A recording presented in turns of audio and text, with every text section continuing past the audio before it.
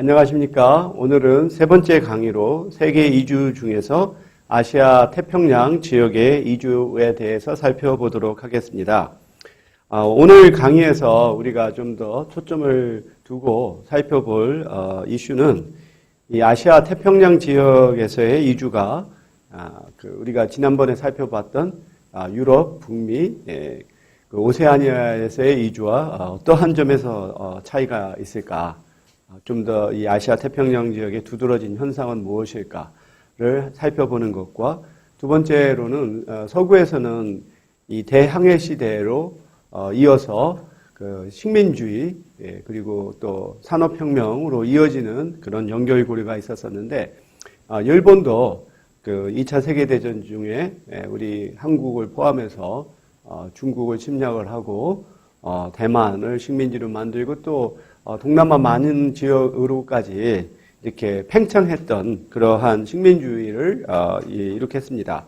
이럴 경우 일본이 취했던 식민주의의 패턴이 서구 열강이 했던 식민주의와 어떠한 차이가 있는지 그리고 그런 차이를 가져오는 원인은 무엇인지 한번 살펴보도록 하겠습니다. 우선 우리가 아시아 태평양 지역에서의 이주를 생각을 할 때 꼭 우리가 살펴봐야 될 주제가 비단길이라고 볼 수 있겠습니다. 이 비단길은 결국은 이 비단을 이제 중국에서 그 유럽으로 이렇게 우리가 교역을 통해서 이동하게 되는 그 루트를 우리가 이제 비단길이라고 하죠. 단지 이게 비단만이 이 그 길을 통해서 이 서역으로 전해진 것이 아니라 이 종이를 만드는 제지술이라든지 또는 화약을 만드는 거, 나침반 등 어찌 보면은 서구가 이 동양을 제치고 이제 세계 패권으로 등장할 수 있는 그러한 과학 기술의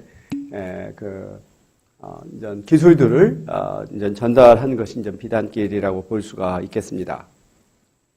이 비단길은 이 한 무제가 장건을 통해서 이렇게 개척을 하게 된 것인데요. 처음에 이 비단길을 이제 만들려고 했던 목적은 이 한나라를 계속해서 위협하는 이 북쪽 고원 지역 또는 사막지대에 사는 이 흉노족들이 항상 중국 민족에게는 위협이었죠. 결국은 진시황이 만리장성을 쌓은 것도 흉노족의 침입을 막기 위해서 이제 쌓은 것이었는데, 이 한나라의 이 무제는 사실 그 당시에 왕권을 잡을 때만 하더라도 흉노에 비교해서 세력이 굉장히 약했습니다.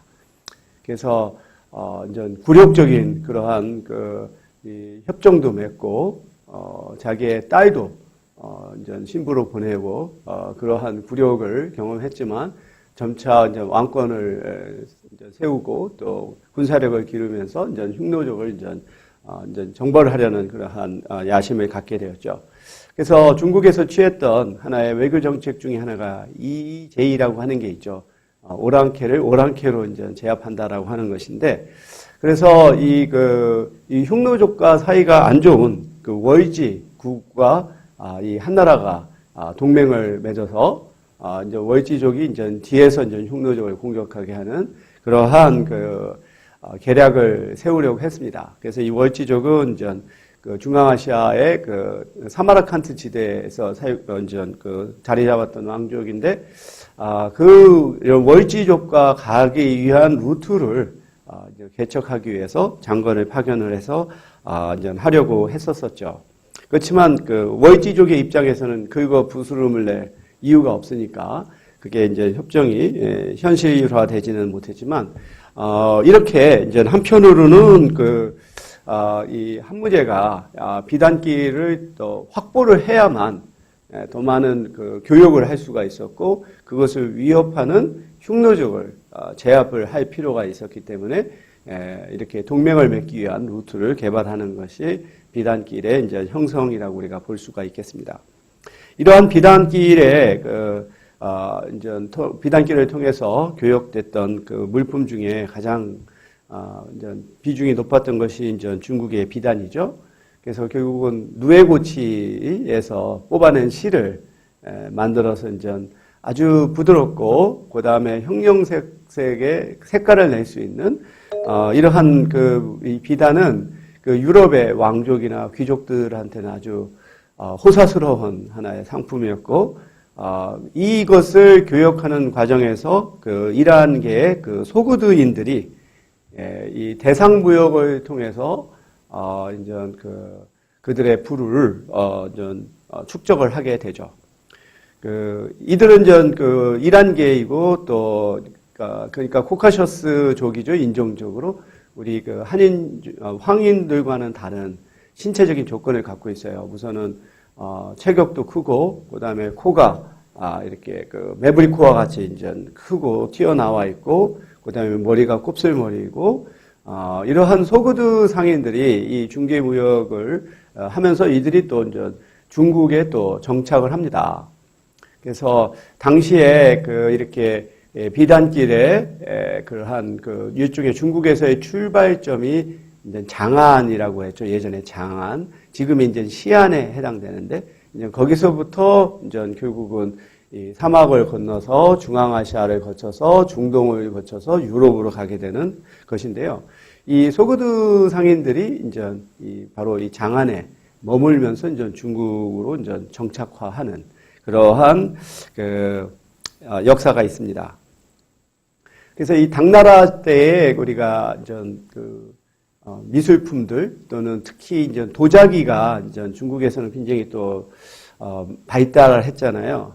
비단 못지않게 중국의 도자기가 이제 이러한 교육에 있어서 굉장히 중요한 상품이었고 차이나라고 하는 것 자체가 지금 차이나가 영어로 또 도자기라는 뜻도 있죠. 그래서 중국이 세계에서 차이나로 불려진 것도 바로 도자기로 인한 것이죠. 그래서 이 당시에 또 이 당나라의 도자기를 보면 그 이후에 어떤 송나라, 명나라 때의 그 도자기에 비교해서 상당히 색상이 화려합니다. 채색이 아주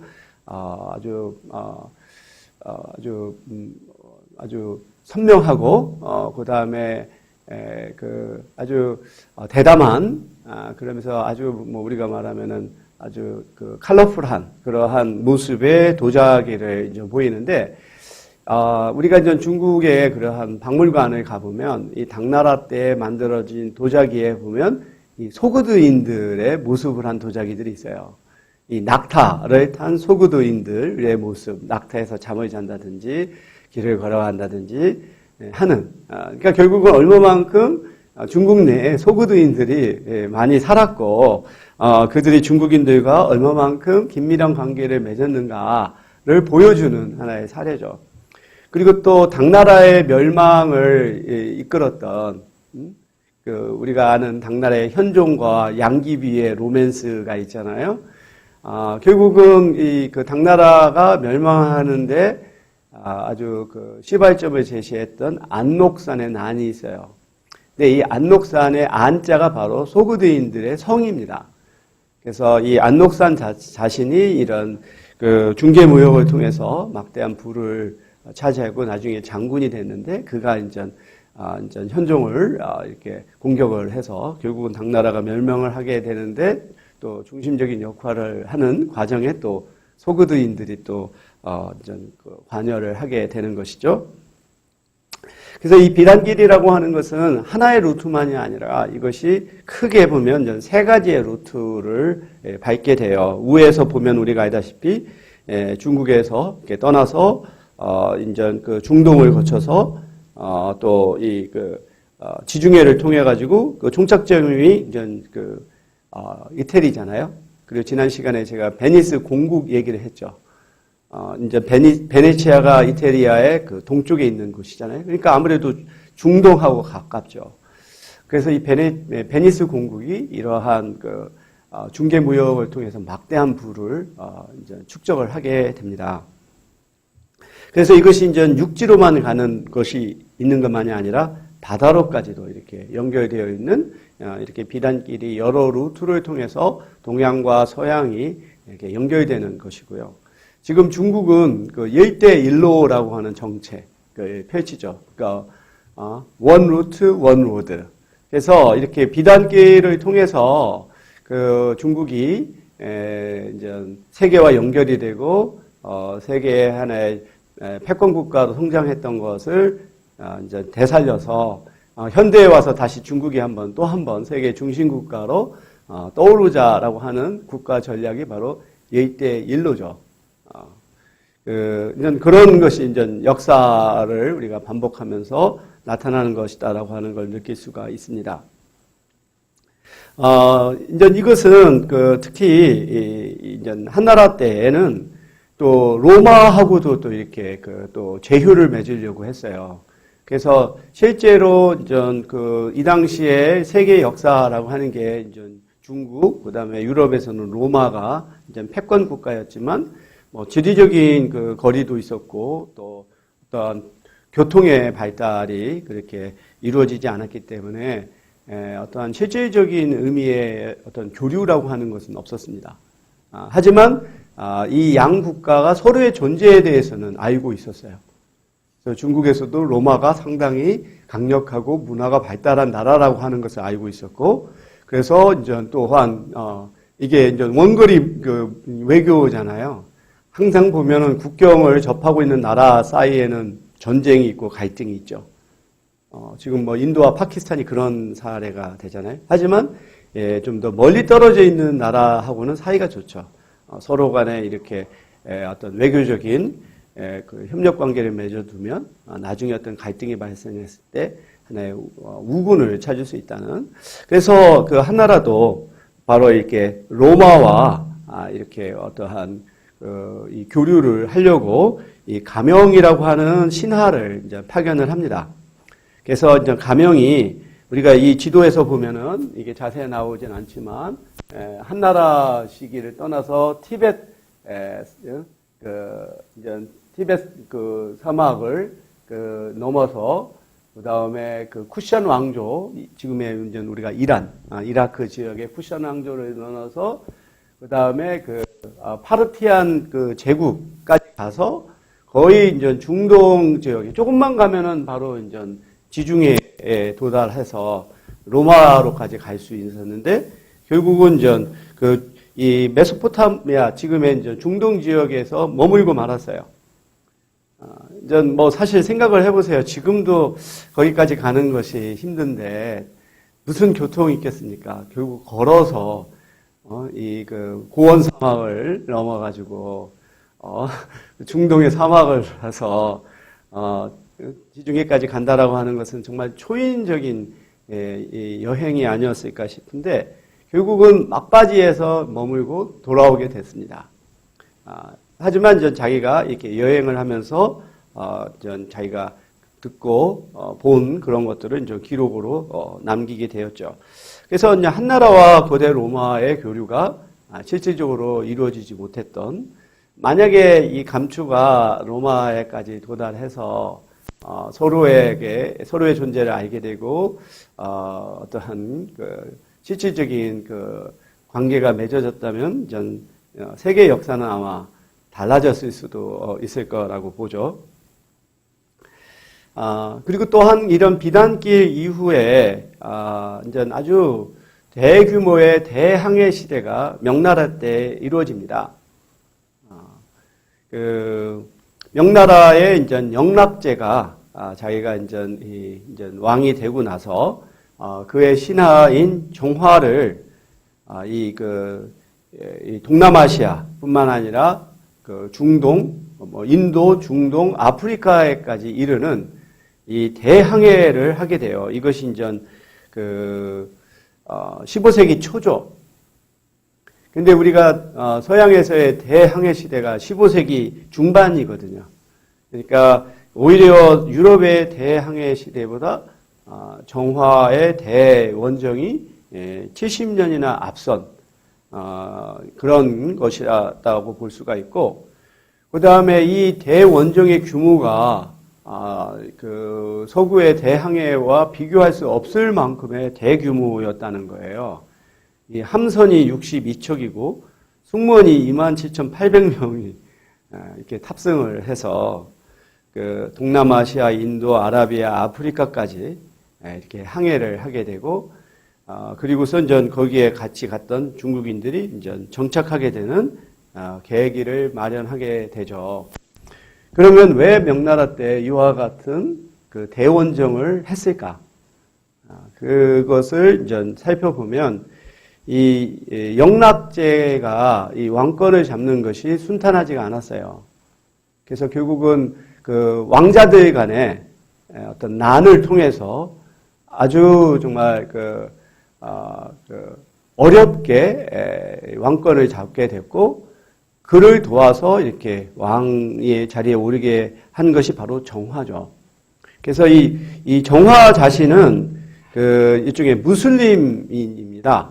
그러니까 종교가, 그러니까 회교도죠, 회교도. 우리가 중국에서 보면은 중국의 이제 서쪽 지역, 위구르족들이 많이 사는 그 지역들이 이제 사실 중국인들과는 어떤 문화나 하나의 그 인종이나 종교 면에서 굉장히 이제 차이가 있는 거죠. 그러니까 중국의 입장에서는 지금도 그 지역의 항상 어떤 분리 독립을 할 거라고 하는 그러한 그 위협을 갖고 있고, 굉장히 탄압 정책을 많이 하고 있잖아요. 그래서 이 그 정화가 바로 한족이 아닌 하나의 이러한 그 회교도였고, 하지만 이 사람이 이제 이 영락제를 도와서 이제 명나라가 세워지게 되는데 아주 큰 역할을 하게 되고, 그렇게 신임을 받은 이 영락제가 정화를 이제 보내게 되는데, 이러한 대원정의 첫 번째 동기는 이 명나라가 세워지면서 거기에서 일종의 전쟁에서 진 세력들, 이러한 세력들이 이제 다시 정권에 도전할 수 있다라고 하는 위협 때문에 끝까지 그들을 추적을 해서 이제 전멸시키는 것이 첫 번째 목적이었어요. 그래서 그들이 이제 도피할 수 있는 곳을 찾아서 이제 박멸하겠다라고 하는 것이 첫 번째 목적이었고, 두 번째로는 명나라의 어떤 위세를 떨치는, 우리가 이만큼 강력한 나라다라고 하는 것을 보여주는, 그러니까 좀 더 어떠한 상업적인 어떤 실리적인 거라기보다는 상당히 정치적인 목적으로 했다는 거죠. 그래서 거기에 가서 그들의 군사력을 이제 과시를 하고, 또 거기서 전리품을 가져오고, 그래서 이제 중국인들은 보지 못했던 신기한 그러한 그 동물들 또는 어떠한 기념품들, 이런 것들을 가져오게 되는데, 그 중에 하나가 이제 기린이죠, 기린. 아프리카에서 또는 코끼리 같은 사자, 이런 것들을 이제 가져와서 이제 전리품으로 하게 되는. 근데 여기서 이제 아쉬운 것은 이것이 이제 한번 우리가 사진을 볼까요? 아까 말했던 것 같죠. 62척이고 2만 7천 명에 달하는 대원정을 하게 됐는데, 일종의 플래그십이라고 할 수 있는 모선의 규모가, 이 콜럼버스가 아메리카로 갔을 때 했던 거와 비교해보면 비교할 수 없을 만큼 크다는 걸 알 수 있죠. 이 아래에 있는 것이 바로 콜럼버스가 항해했을 때 탔던 배인데, 위에 있는 것은 바로 정화가 대원정을 할 때 모함으로 사용했던 것입니다. 이 규모 면에서 우리가 큰 차이를 볼 수가 있고요.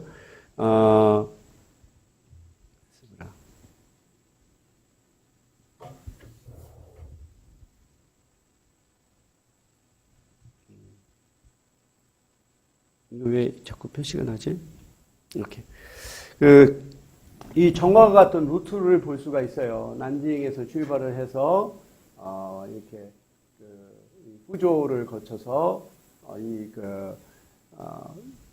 베트남, 이러한 인도 차이나, 반도를 넘어서, 말레이시아, 인도네시아까지, 그리고서 다시 이제 인도, 실론섬, 그 다음에 중동, 그 다음에 이제 아라비아 반도, 아프리카의 모가디슈까지 가는 이러한 대원정을 하게 되는 거죠. 근데 이것이 이제 아까 말했다시피 이제 그 영락제가 죽고 나서 더 이상 이제 이러한 지원을 받지 못하게 되고, 그 이후부터는 이제 명나라는 중국인들이 해외로 나가는 것을 금지시키는 세국 정책을 취하게 되죠. 만약에 그런 세국 정책이 아니고 계속해서 중국이 정말로 이러한 인도양이라든지 또는 이런 아라비아 지역까지 계속 했었더라면 서양인들이 들어올 수 없었겠죠. 그 패권을 갖고 있었더라면 계속해서 중국이 세계 패권 국가가 되었을 텐데 그들 스스로가 이거 세국 정책을 치면서 일종의 무주공산을 이제 서양인들이 이제 차지하게 되었다. 근데 여기서 이제 굉장히 우리가 한번 생각해 볼 수 있는 건 왜 이렇게 엄청난 규모의 그리고 일찍이 대원정을 했던 것이 오래 지속되지 못한 반면 후발주자가 되었던 그 유럽의 대항해는 계속해서 확장하고 식민주의로 이어지고 자본주의로까지 이어지는 것을 이루었을까? 그런 것에 있어서의 주된 차이는 무엇일까? 여러 가지가 있겠지만 제가 볼 때 가장 중요한 것은 이러한 대항해의 동기가 무엇인가 그리고 그것을 추진하는 힘은 무엇인가에서 나오지 않을까 싶어요. 그러니까 결국은 정화의 대원적인 정치적인 것이었다고 했잖아요. 그러니까 정치적인 목적이 달성되거나 또는 그것을 지속할 이유가 없게 되면 중단할 수밖에 없죠. 근데 서양인의 대항해는 경제적인 거죠. 이 향신료를 찾기 위해서 인도로 가려고 했던 이런 무역을 통해서 돈을 벌려고 했던 이 경제적인 동기가 사람으로 하여금 지속적으로 그것을 유지하고 더 확장하려고 했던 그것이 아니었을까 우리가 한번 비교를 해봅니다. 한번 이 과정에서 우리가 한번 중국인 디아스포라의 한번 역사를 잠깐 살펴보려고 그래요. 그러니까 디아스포라라고 하는 것은 이주의 한 형태로서 이쪽에 비자발적인 하나의 이주를 우리가 디아스포라라고 합니다. 어떤 자기 모국에서의 어떤 정치적인 혼란이라든지 또는 강제로 납치를 당한다든지 등등의 비자발적인 형태로 해외에 나가서 모국에 돌아가고자 하지만 가지 못하는 그러한 형태를 우리가 디아스포라라고 부르죠. 그래서 중국인 디아스포라는 이 송나라가 멸망하고 나서 그 피난민이나 유신이나 무역상들이 동남아 지역으로 이제 피난한 것에서부터 시작을 합니다. 그래서 이렇게 그 송이 결국은 몽골에 의해서 멸망이 되잖아요. 이제 끝까지 이제 대항하다가 남송이 남아 있지만 남송도 결국은 몽골에 의해서 멸망이 되고 그 이후로 이제 원나라가 이제 집권을 하게 되는데 이렇게 나라가 망하면서 그 한족들이 원나라의 지배를 피해서 동남아 지역으로 피난을 가서 살아간 것이 바로 중국인 디아스포라가 본격화된 것이다라고 볼 수가 있고, 그 다음에 이게 명나라 이후에 이렇게 대항해를 하면서 따라갔던 중국인들이 또 정착을 하게 되는 거죠. 그러던 것이 이제 17세기 중엽부터 1940년대까지 또 대규모 이주가 일어납니다. 이게 항상마다 정권 교체가 일어나는 거죠. 그러니까 중국의 왕조를 보면 한족이 지배했던 왕조가 있는가 하면 일종의 오랑캐라고, 한족의 입장에서는 오랑캐라고 하는 그러한 이민족들이 지배하는 대표적인 것이 원나라, 청나라가 되겠죠. 그래서 청나라가 명나라를 멸망한 후에 또 유민들이 대만으로 이제 이주를 하거나 동남아로 이주를 하게 되고, 그리고서 이제 우리가 또 앞으로도 설명하겠지만 노예제도가 폐지가 되면서 대체 노동력으로 이런 인도인 중국인들이 계약 노동자로 또 이주를 하게 되잖아요.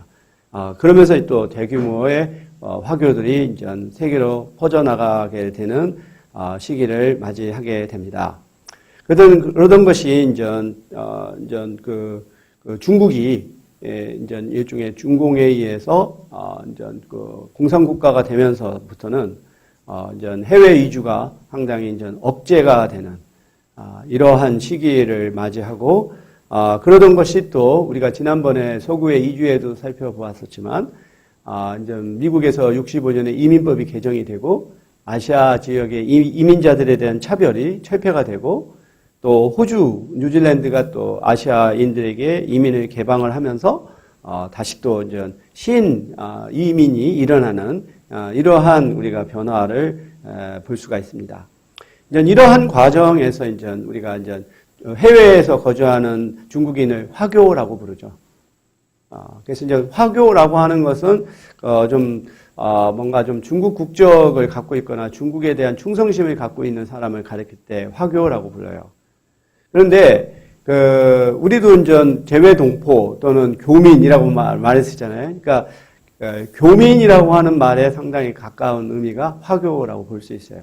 하지만 재외동포라고 할 때는 이제 현지에서 출생해서 어떤 현지인의 국민 정체성을 가진 사람을 또 재외동포라고 부르잖아요. 그래서 이제 바로 화인이라고 하는 것은 중국 국적을 갖고 있지 않지만 어떤 한족으로서의 정체성을 유지하고 있는 사람을 화인이라고 부르고 중국 국적을 소지하고 있거나 또는 중국하고의 긴밀한 관계를 갖는 사람을 화교라고 부르게 되죠. 그래서 해외에 나가 있는 대부분의 화교는 중국의 이제 동남 해안 지역 출신입니다.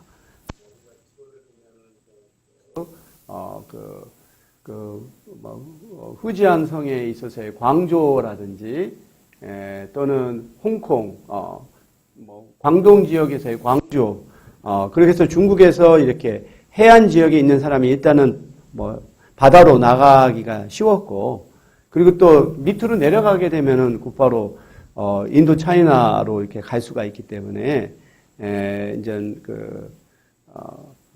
이들이 좀 더 이렇게 해외로 이주하고 정착하는데 주도적인 역할을 하게 되고요. 그래서 중국인들은 일단 성도 중요하지만 성도 중요하고 그 다음에 지연이라고 하는 게 굉장히 중요해요. 자기가 어느 출신의 사람인가. 그래서 어느 특정 지역의 사람들이 해외에서 살더라도 그들만의 일종의 공동체를 형성을 해요. 그러면서 그들의 문화를 유지하려고 하고 그 지역 출신의 새로운 이민자가 오면 그들을 먹이고 취업을 알선하고 만약에 해외에서 죽게 되면 장례까지 치르는 하나의 일종의 어떤 복지재단과 같은 역할을 바로 이런 지역 출신의 사람들이 하게 되죠. 그래서 앞서 말했던 것처럼 중국의 이런 동남 해안 지역 출신의 사람들이 해외 이주에 적극적이었는데 그 중에서도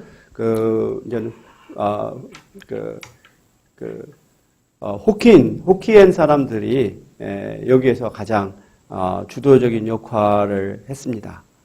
그리고 이들은 식민 지배자들과 그 다음에 하층의 현지인들 사이에서 일종의 중개 무역을 하는 또는 상업을 한다고 하는 이런 중간자 소수자 역할을 하죠. 그래서 동남아시아의 어떤 태국이라든가 베트남이라든가 또는 인도네시아, 말레이시아에서 보면 중국인들이 이제 상업을 장악을 하고 있죠.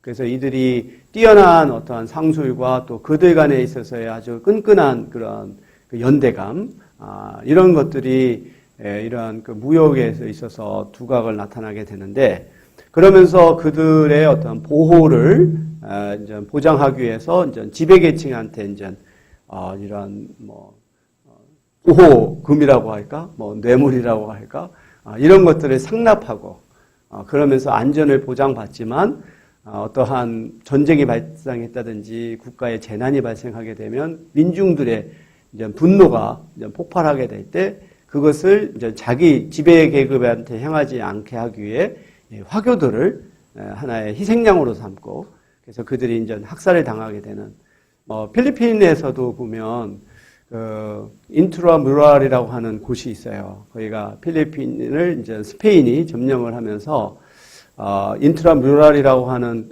일종의 지역에 성을 쌓고 거기서 이제 마치 해외 무역 기지처럼 하고 거기에 이제 중국인들을 이렇게 또 이제 노동자로도 쓰고 건설 노동자로도 쓰고 그렇게 하게 되죠.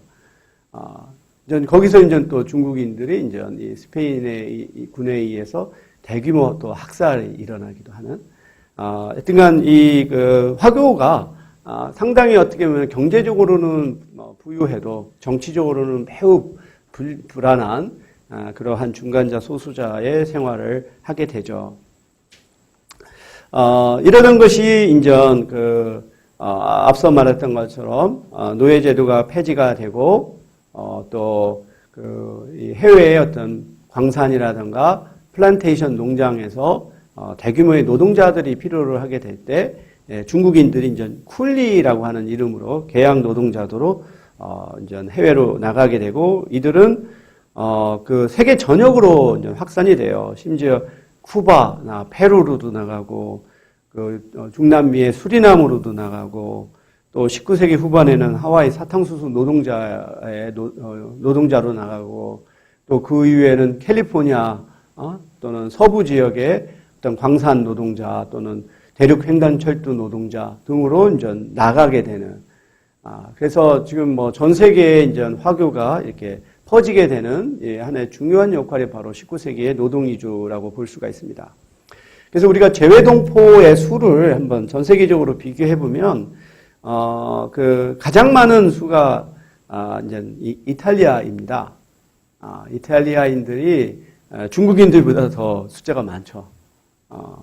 대표적으로 아르헨티나가 바로 이렇게 이탈리아들이 세운 나라라고 볼 수 있어요.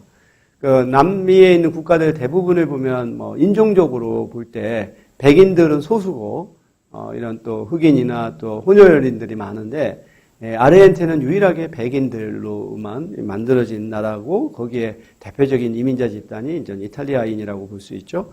그래서 이탈리아, 중국, 인도, 한국도 이제 뭐 여기서 보면 8위에 해당하는 지금 이게 700만 명이라고 하지만 지금 뭐 추정하기에는 760만 명으로 해서 남북한 인구의 10%에 달할 만큼의 많은 수를 우리 한민족도 갖고 있죠. 근데 이제 화교는 대부분이 이제 아시아, 동남아시아에 많이 밀집되어 있고요. 다음으로는 이제 그 미국이나 캐나다와 같은 그런 지역에 화교들이 이제 거주하고 있고, 앞서 말했던 것처럼 화교는 혈연, 지연, 그 다음에 업연, 그러니까 어떤 비즈니스, 상업을 통해서 맺어진 이 연결고리가 아주 강력한 힘을 발휘한다라고 볼 수가 있고요. 이 화교가 중국이 70년대에 개혁 개방을 할 때 자본과 기술력을 제공했다고 볼 수 있어요. 그래서 바로 이렇게 화교들이 갖고 있는 이런 자산, 또 기술력, 이런 부분들이 이제 중국이 이제 이렇게 개혁 개방을 통해서 세계의 하나의 패권 국가로 성장할 때 화교가 그만큼의 중요한 역할을 했다는 걸 우리가 알 수가 있죠. 뭐 우리나라의 경우도 재외동포들이 한국에 60년대 이후에 경제 개발할 때 큰 역할을 했죠. 한 대표적인 예가 우리 한국의 그 일종의 어떤 의류라든지 화학 제품의 대표적인 회사 중에 코롱이라고 하는 회사가 있죠. 코롱. 이 코롱이라고 하는 회사가 제일 교포에 의해서 만들어진 회사거든요. 그래서 코롱이라고 하는 것이 코리아 플러스 나일롱의 합성어입니다. 그래서 일본에서 이런 나일롱이라고 하는 일종의 합성 섬유가 개발이 됐죠. 그 이전에는 항상 면직이니까 이게 오래 가지도 못하고 상하지만 나일롱은 물에도 안 젖고 오래 가고 또 색깔을 자유롭게 낼 수도 있고, 이러한 나일롱이라고 하는 선진 기술을 한국에 이렇게 전파한 게 바로 제일교포죠. 그래서 코롱이라고 하는 회사가 그렇게 또 생겨났습니다. 다음으로 우리가 아시안 디아스포라의 또 대표적인 집단이라고 할 수 있는 인도 디아스포라를 생각을 할 수 있죠. 앞서 말했던 것처럼 중국인 다음으로 이런 재외 동포가 많은 집단이 이제 인도인인데요. 이 중에서 인도 국적을 갖고 있는 재외 인도인이 한 600만 명.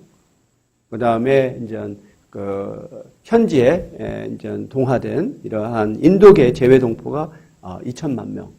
으로써 그 인도인들도 정말 중국인 못지않게 전 세계에 흩어져 살고 있어요. 동남아시아뿐만 아니라 이 중동 지역, 아프리카, 남아프리카 공화국에 가서도 인도인들이 또 상당히 많습니다. 왜냐하면 남아프리카 공화국이 영국의 또 식민지였기 때문에 그걸 개발하기 위해서 인도인들이 또 계약 노동자로 많이 갔거든요.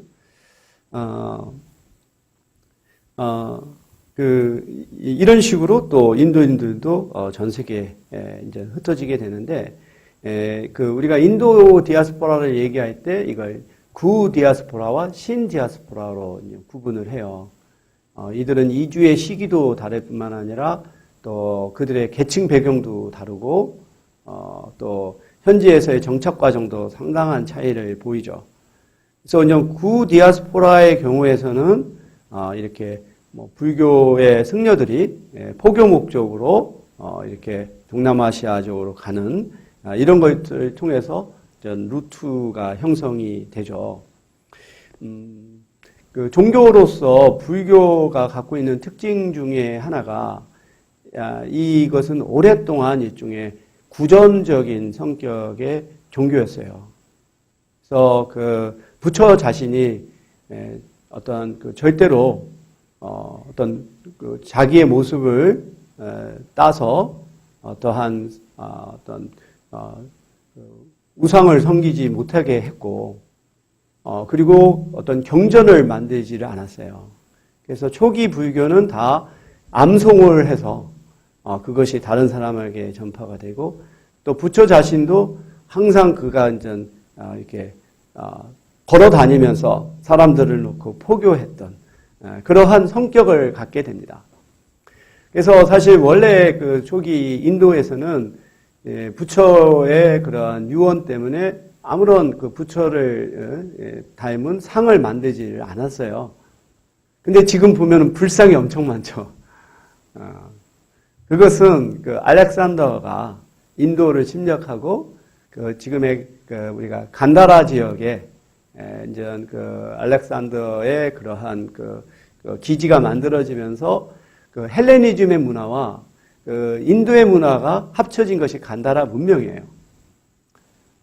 그래서 그리스인들이 장기 중에 하나가 아주 사람의 모습을 생생하게 담아내는 조각상이잖아요. 그런 것들을 보면서 이제 자연스럽게 혼종의 문화로 이러한 그리스인들의 조각을 닮은 불상을 만들기 시작합니다. 그래서 우리가 보면 초기 불상을 보면 거의 서양인의 그 모습 그대로였습니다. 우리가 머리가 곱슬곱슬한 것들. 그게 바로 그리스인들의 조각상이 그대로 영향을 받아서 이제 불상이 되고, 이것이 이제 한국과 일본과 중국에 다 전래가 되면서 그 나름의 문화와 같이 결합이 돼서 각기 다른 양식을 취하게 되죠. 여기서 말씀드리려고 하는 것은 결국 이 초기 불교라고 하는 것이 하나의 어떤 경전을 통해서 제도화된 종교가 아니라 하나의 구전을 통해서 메시지를 사람이 직접 가서 신도들한테 전달하는 그러한 방식의 종교였다라고 하는 거죠. 이것이 초기에 인도의 승려들이 동남아시아로 이렇게 포교 여행을 가게 되는 하나의 계기라고 볼 수가 있고요. 그 다음에 이제 무역을 통해서 인도인들이 이제 해외로 이렇게 상업을 하게 되는데, 이 중에서도 특히 이제 구자라트 출신의 상인들이 아주 주도적인 역할을 합니다. 그래서 어느 나라에서도 모든 지역의 사람들이 다 이주에 참여하는 것이 아니라 대체로 어떤 특정 지역의 사람들이 유난히 이주를 많이 가는 경향이 있어요. 인도의 경우에서는 바로 구자라트 지역인데, 구자라트 지역이 어디냐면 인도의 북서쪽이에요. 인도에서 이제 서쪽이면서도 끝에 있는 북쪽, 그쪽 지역이 해안지대와 인접해 있으면서 그쪽 출신들이 이제 해외로 이주를 많이 갔을 뿐만 아니라 상업에도 많이 종사를 하죠. 인도의 건국의 아버지라고 할 수 있는 마하트마 간디가 바로 구자라트 출신이죠. 그러면 우리 한국에서는 이렇게 해외 이주에 있어서 또는 근대 문명을 받아들이는 데 있어서 주도적인 지역은 어딜까? 어딜까요? 나는 인천이라고 생각돼요. 인천 역시 바로 이렇게 1902년에 하와이 이주를 제일 먼저 간 곳이 인천이고 또 근대 문명이 한국으로 전래됐던 곳이 바로 인천입니다. 한번 여러분 인천의 차이나타운을 한번 방문을 해보시면 바로 이렇게 차이나타운이 청나라의 조계지였었거든요. 그리고 또 거기에 보면은 여러 박물관들이 많아요. 우리 근대의 어떤 은행도 있고 그런 바로 이렇게 어떤 전철이라든지 또는 전기라든지 통신이라든지 이런 것들이 처음으로 이렇게 도입된 곳이 바로 인천입니다. 그래서 인천 출신의 사람들이 이렇게 좀 이렇게 해외 이주에도 일찍이 눈을 띄었고 또 근대 안의 문명을 받아들이는 면에서도 상당히 선도적인 역할을 했다라고 우리가 볼 수가 있어요. 이렇게 처음에는 좀 이렇게 종교적인 것 또는 상업적인 목적으로 이주를 갔던 것이 결국 우리가 15세기 이후로 서구가 이제 대항해 시대를 열고 그것이 이제 상업혁명, 산업혁명으로 이어지면서 이 아시아 지역의 식민지가 이제 만들어지게 되면서 결국은 뭐 인도인, 중국인 이런 사람들이 해외로 퍼져 나가게 되는 거죠. 그래서 이렇게 아시아나 아프리카 또 카리브해 지역에서 만든 각종의 어떤 광산 플랜테이션의 노동자로 이들이 이제 도입이 돼서 흑인 노예를 대체하는 노동력으로 쓰이게 되는 것이죠. 그래서 인도인들은 세계 곳곳에 많아요. 정말 어떻게 이렇게 이들이 이런 지역까지 와 있을까 할 정도로 있고, 저는 우리 인도인들을 이제 볼 수 있는 것 중에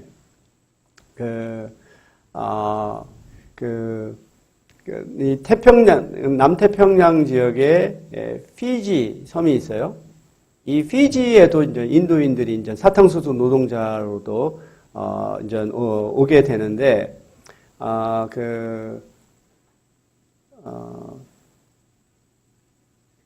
피지 출신의 세계적인 골퍼가 있죠. 응? 그렇지, BJ 싱. 그래서 싱이라고 하는 이름이 인도인들에서 우리 식으로 하면 김씨와 같은 정도로 상당히 많은 거죠. 그래서 이 BJ 싱이 지금은 좀 뭐 나이가 꽤 많아서 시니어 골퍼지만 한때는 상당히 아주 세계적인 골퍼였죠. 아주 우람한 체격에 아주 항상 웃는 미소 그리고 부드러운 스윙으로 이제 나름대로 팬들이 많은 그것이고 우리나라의 또 세계적인 골퍼인 최경주가 또 이 BJ 싱하고 친분이 있더라고요. 그래서 둘 다 하나의 소수 민족으로서 이 골프라고 하는 게 굉장히 백인 남성들의 전유물이잖아요. 그 안에서 좀 이렇게 소수 민족으로서 서름받으면서 그 동병상련적인 차원에서 친분을 가졌던 것을 한번 인터뷰에서 한번 들어본 적이 있는데요. 제가 놀랬죠. 어떻게 피지와 같은 이런 조그마한 나라에서 이러한 또 세계적인 골퍼가 나올 수 있고 또 거기에 피지 하면은 우리가 생각하는 하와이인이나 그러한 폴리네시아인들이 살아야 될 곳에 왜 인도인이 있나. 그러니까 우리가 결국은 역사가 그런 거죠. 이 사탕수수 농장 개발하면서 인도인들이 노동자를 오고 그 후손이 이제 싱가 같은 사람이 나오는데 한번 여러분이 피지에 대한 최근의 역사를 살펴보면 인도계인과 피지의 안에 원주민들 사이의 갈등이 매우 심해요.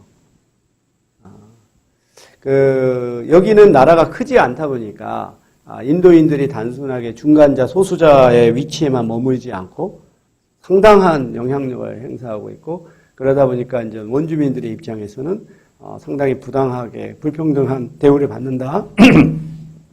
그러한 인식을 하게 되는 것이죠. 그래서 참 이게 우리가 이제 디아스포라라고 하는 것이 아까 말했던 흩어짐이라는 뜻이거든요. 원래 이게 그리스어인데 디아스포라라고 하는 것은 디아에다가 스페로라고 하는 두 가지 단어가 합쳐진 것이 디아스포라입니다. 디아라고 하는 것은 over, 저쪽에 스페로는 스캐터, 흩어진다는 뜻이에요. 멀리 흩어진다는 뜻이 바로 디아스포라의 어원이거든요. 이렇게 마치 우리가 씨앗이라고 하는 것이 이제 사방에 흩어지면 흩어진 곳에서 그 씨앗이 뿌리를 받고 그 꽃을 피우고 하나의 그 작물을 생산하잖아요.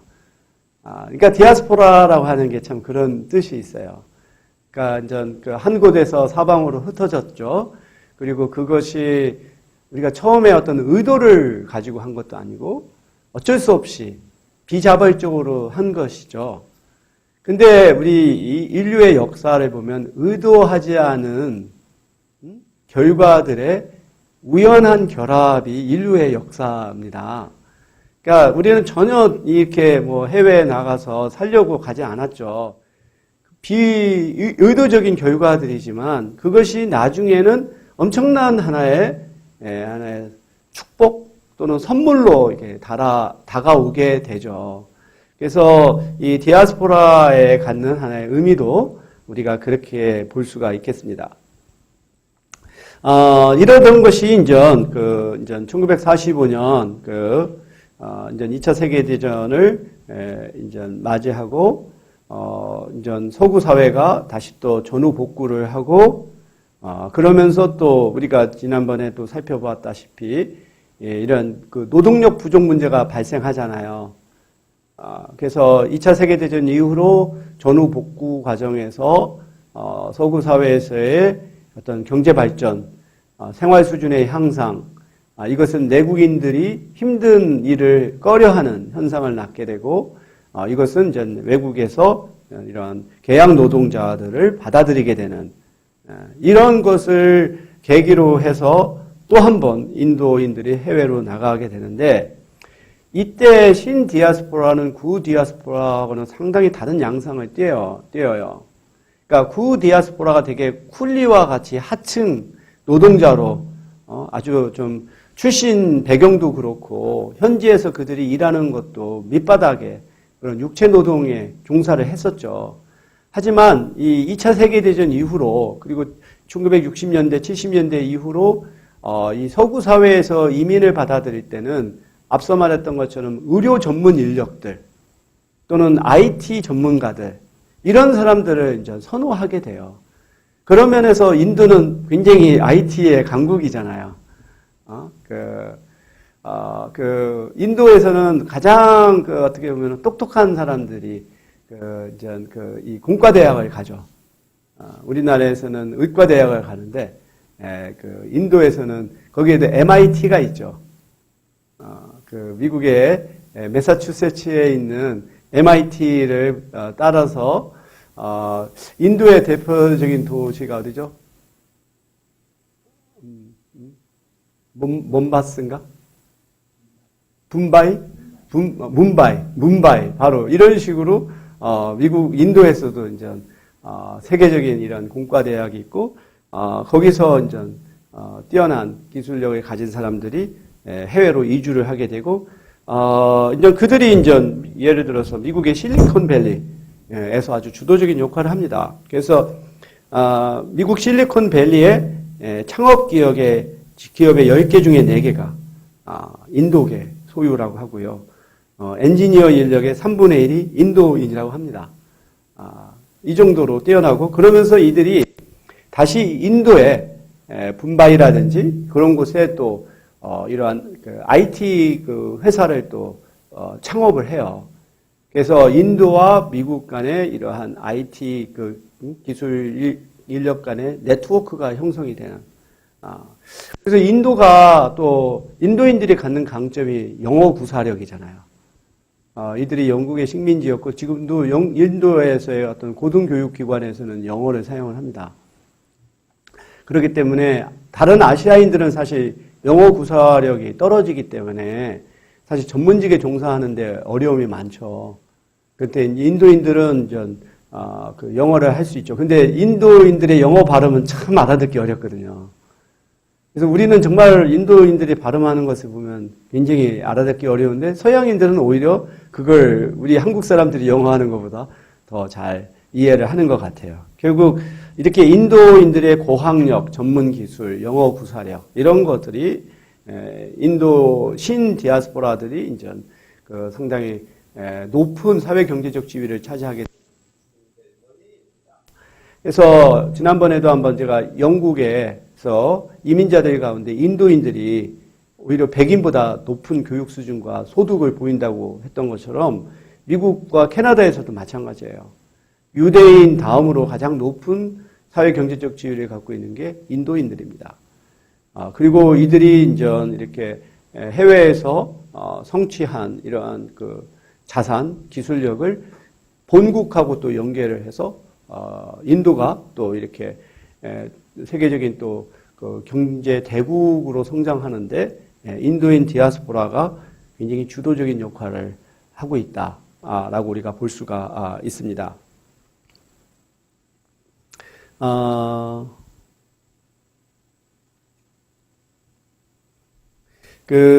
제가 또 한인 디아스포라도 한번 살펴볼 수가 있죠. 우리가 중국인, 인도인, 그리고 또 우리의 또 경우이기 때문에 한번 한인 디아스포라도 한번 다뤄볼까 합니다. 제가 사실 이 한인 디아스포라, 재외 한인의 연구를 정말 오래 했죠. 제가 85년 유학을 가서 사회학을 공부할 때부터 이런 한인의 이민, 또 한인과 다른 소수 민족 간의 관계, 이것을 연구를 했기 때문에 제가 이쪽의 분야에 전공한 역사가 30년이 넘습니다. 그런 것을 이렇게 짧은 시간에 우리가 전달하기는 어렵겠지만, 보면은 우리 한인 디아스포라는 중국인, 인도인, 유대인 디아스포라와 또 공통점도 있고요. 또 다른 차이들도 있어요. 우선 우리가 한인 디아스포라의 역사를 이제 살펴볼 때 크게 5단계로 나눠볼 수가 있어요. 이런 조선시대 말기에 간 이주, 또는 일제강점기 때 간 이주, 그 다음에 해방이 되고 나서 또 한국전쟁을 경험을 하고 우리가 본격적으로 경제발전을 하기 이전까지 이 시기를 어찌 보면은 우리가 한인 디아스포라라고 부를 수 있을 것 같아요. 구이민. 일종의 좀 올드 커머들의 성격을 갖고 디아스포라라고 하는 의미에 좀 상당히 가까운, 그러니까 흩어짐의 하나의 이주라고 볼 수 있죠. 그러던 것이 이제 62년에 이민법이 제정이 되고, 그 다음에 우리가 경제발전을 하는 과정에서 간 사람을 우리가 신이민이라고 볼 수 있어요. 그래서 신이민은 좀 더 대학 교육을 받고 화이트 칼라, 전문직에 종사했던 사람들이 보다 더 높은 삶의 질을 추구하기 위해서 나갔던, 그러니까 구이민하고 시민이민하고 상당히 또 동기나 계층 배경이 다르죠. 이제 그러던 것이 이제 90년대 이후로 한국이 중국하고 한국이 또 구소련하고 국교를 수립하게 되면서 그 이전까지만 하더라도 공산권의 국가의 동포들이어서 한국하고 교류가 없다가 이제 국교가 수립이 되면서 그 동포들이 이제 모국하고 관계를 맺게 되죠. 근데 이제 한국은 경제 발전을 통해서 생활 수준이 높고 임금이 높은 반면 중국이나 또 구소련 지역에서는 경제가 어렵고 임금이 낮으니까 이제 한국으로 이제 모국으로 다시 귀환을 하는 귀환 이주가 되죠. 그래서 지금 현재 국내에 있는 우리 중국 동포의 수가 적어도 60만 명 내지 80만 명에 달한다고 합니다. 그 다음에 우리 고려인 동포들, 우즈베키스탄이나 카자흐스탄이나 러시아에서 귀환한 이런 고려인 동포도 한 3만 명 정도에 달하고 있죠.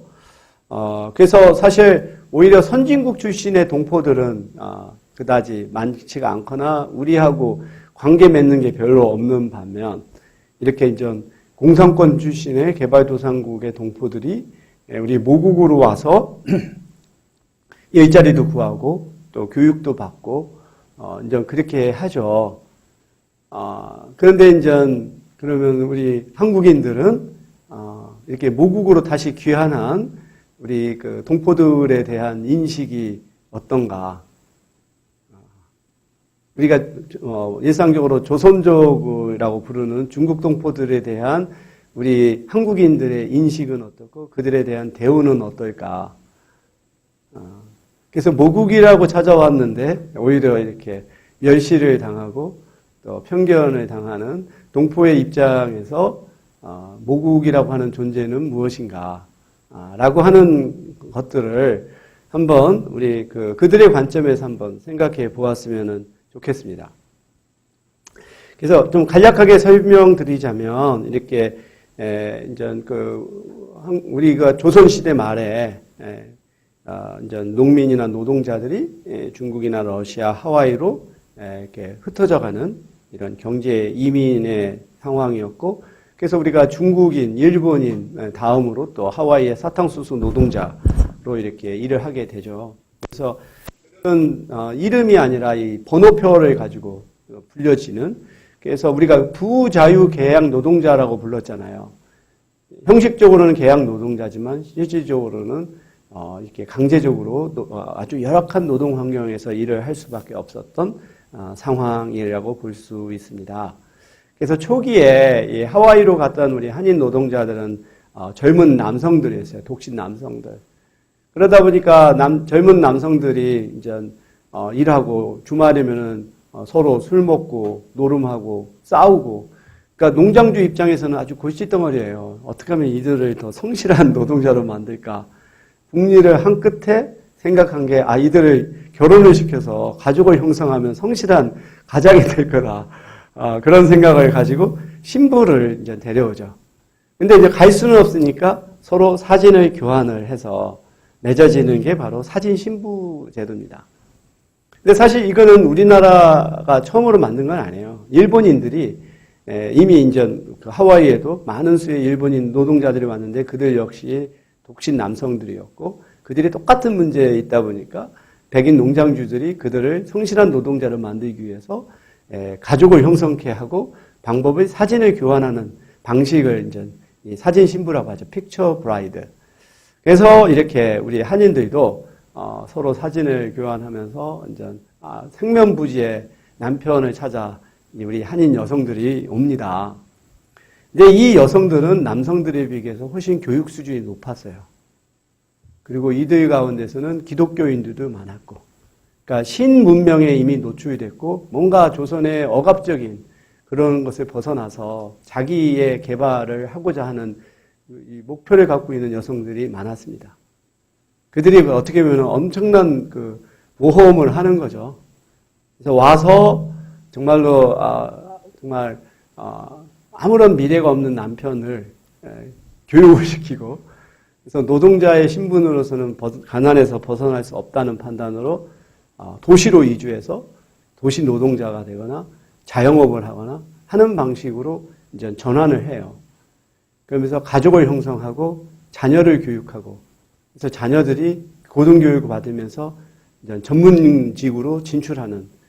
그래서 만약에 이러한 사진 신부가 없었더라면 한인들은 평생 하나의 플로레타리아 계층으로 남아있을 수밖에 없었을 텐데, 이러한 한인 여성들에 의해서 결국은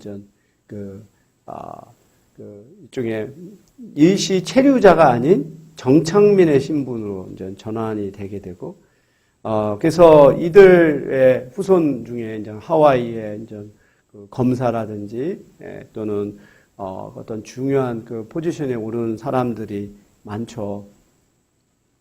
그 다음에 2단계는 일제 강점기에 우리 조선의 사람들이 노동자의 신분으로 만주나 일본으로 가고, 또 2차 세계대전 중에는 이제 사할린 섬으로 강제 징용이 되기도 하고, 또 독립운동을 하기 위해서 또 하와이라든지 중국이라든지 러시아로 가서 또 이들이 이제 독립운동을 할 뿐만 아니라 일반 노동자들은 성금을 모아서 독립운동의 자금으로도 하는.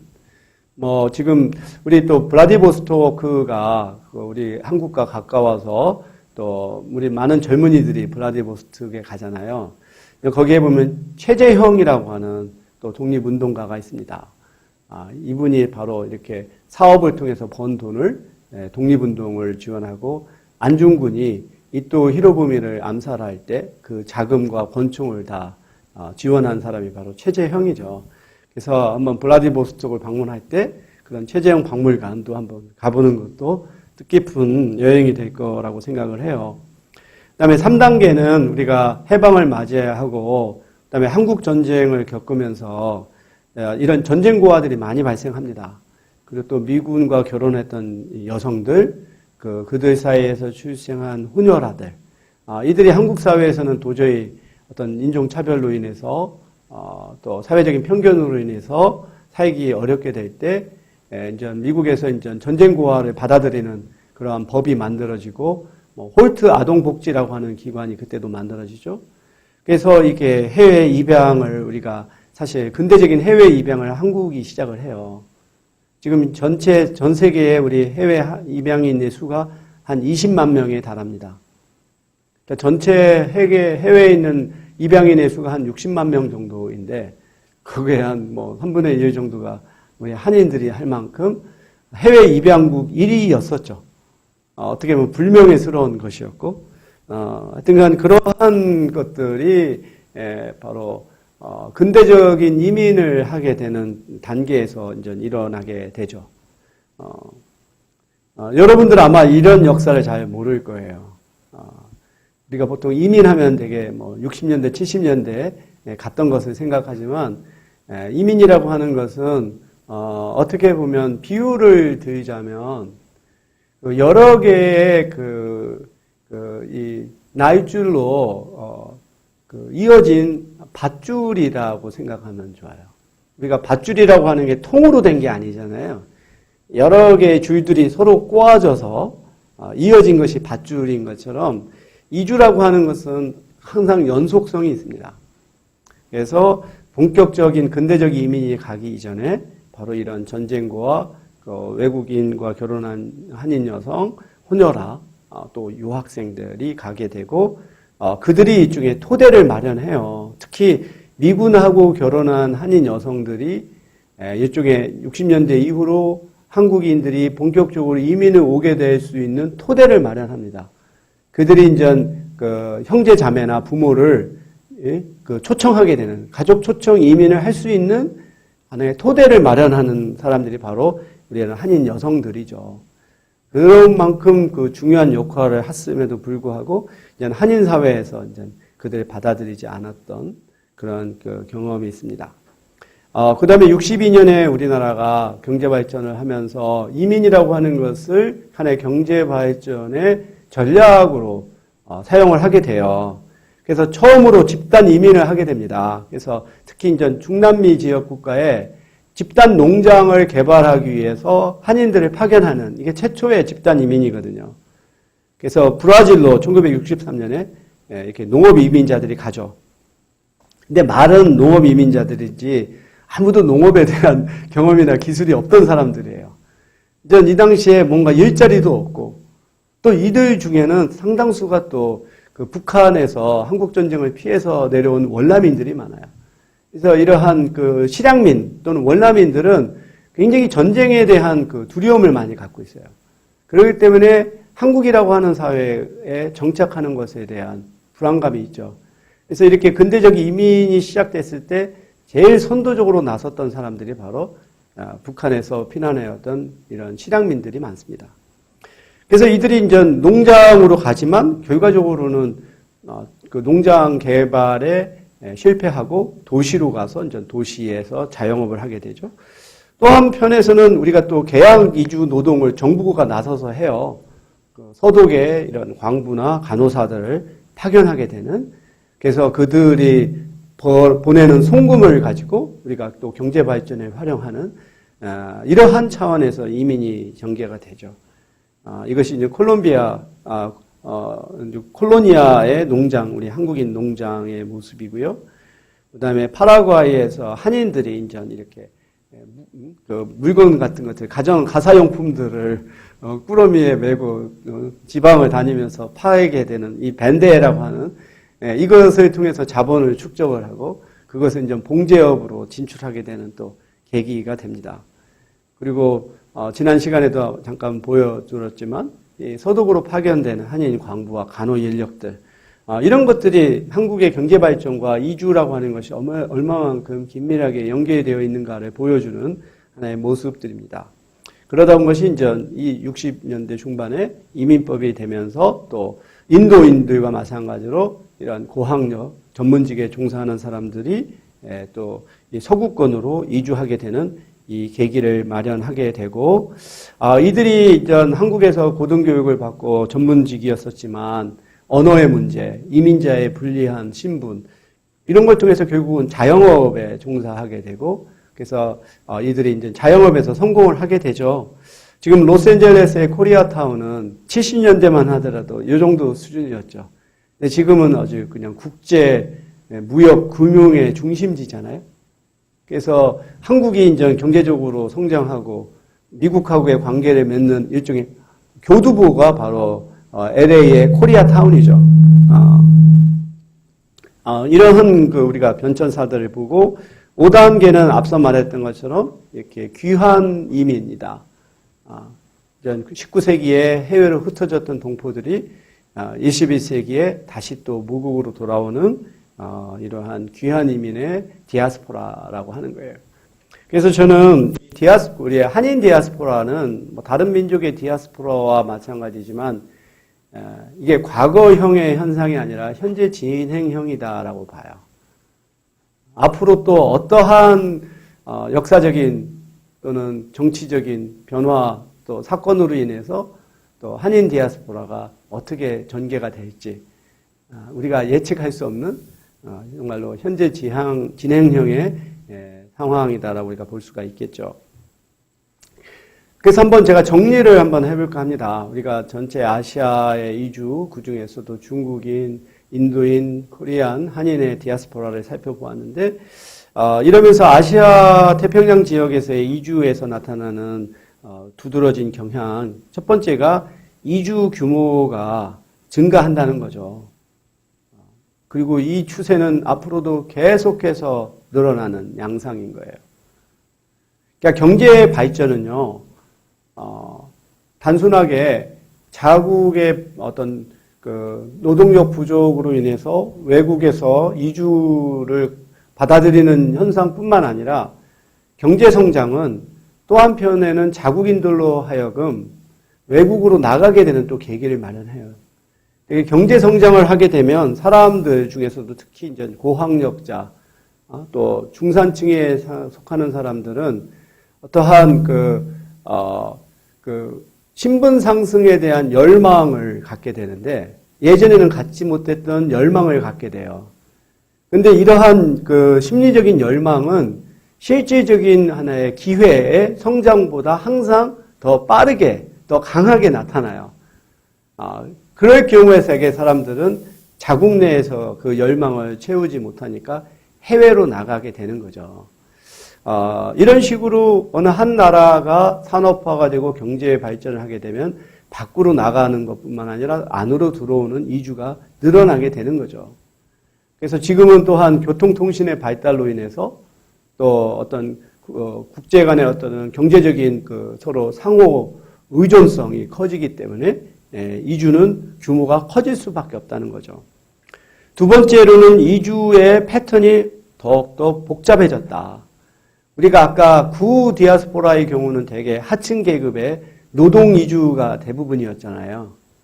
그러던 것이 이제 신 디아스포라 오게 되면은 이게 전문직 이주도 있고 또 여전히 어떤 저숙련 노동 이주도 있고 유학도 있고 사업 투자도 있고 뭐 등등 아주 복잡한 동기와 또 어떤 체류 자격을 갖는 이런 이민들이 늘어난다는 거죠.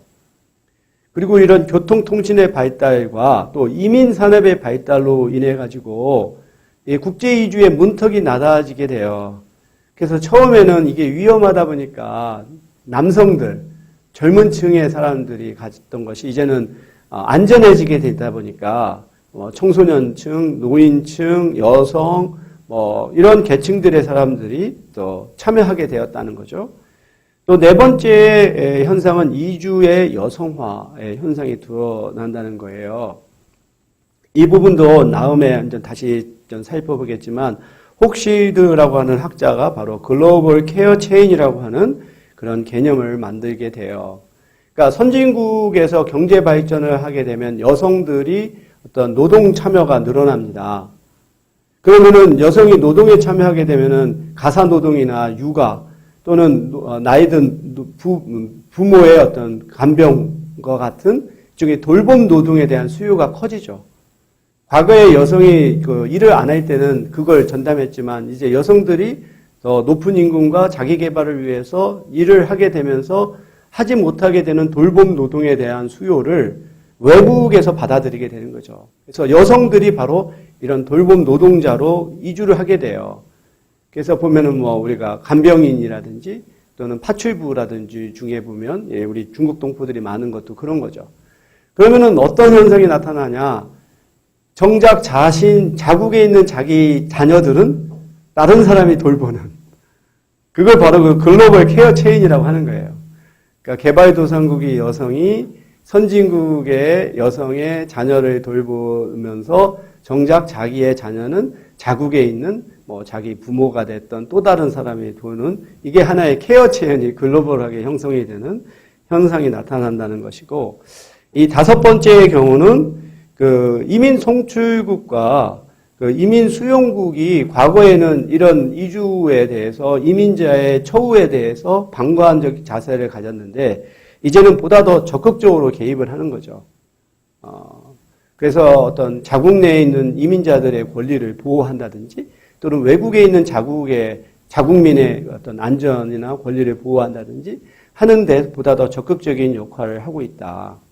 그리고 여섯 번째는 그 내국 내에서 이런 미등록 이주자들이 또 늘어나게 되면서 이들의 인권의 문제, 사회 통합의 문제가 증가하게 됐다는 것이고, 끝으로 결국은 처음에는 디아스포라로 시작했지만 결과적으로는 기원국과 거주국 사이에 초국가적인 네트워크가 형성되는 거죠. 그래서 지금은 초국가주의가 되는 거죠.